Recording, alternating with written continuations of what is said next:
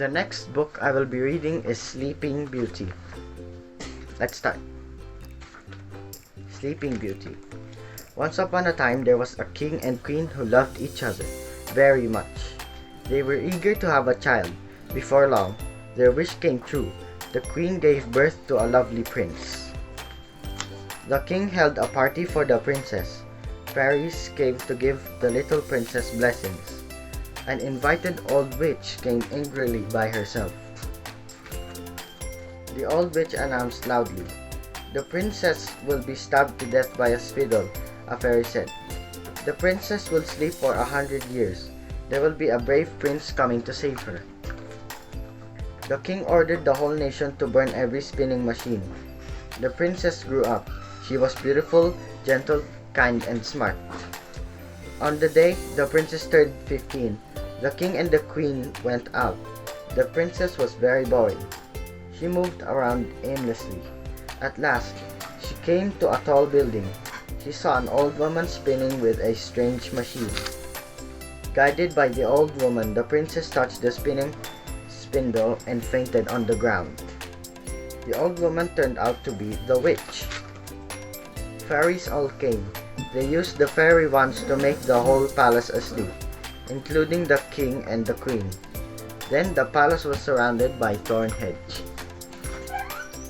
100 years later, a prince passed by the palace. He heard about the story of the sleeping princess. The prince wanted to see this princess.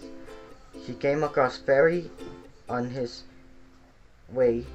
Fairy gave him a sword and a shield. On his way to the castle, he fought with the witch. After a few rounds, the witch escaped to the castle. The witch turned a broom into a flying dragon. As soon as the dragon rushed to the prince's sword flashed a light. The dragon was afraid to come forward.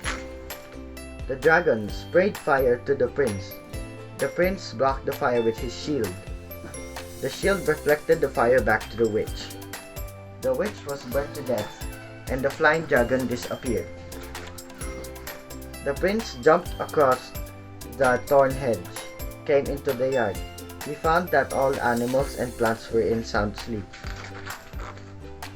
The prince searched the castle, finally found the beautiful princess.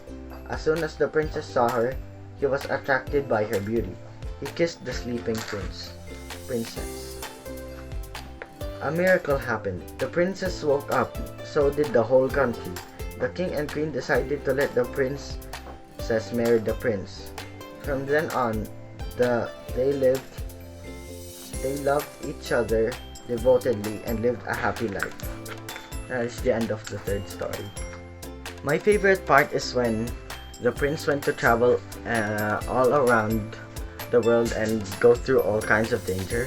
Why? Because he gives me an inspiration to never give up on what I want to do and what my goal should be.